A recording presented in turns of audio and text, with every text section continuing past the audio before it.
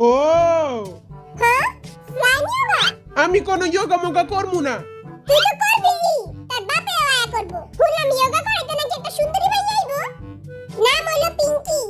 মোর পিঙ্কির দিকে কেউ নজর দিবি না, পিঙ্কিরে মুই পাঠামু। मुंबई ना दिल्ली वालों की पिंकी है पैसे वालों की मुंबई ना दिल्ली এই নে পিঙ্কি মুই বহুত বড় লোক।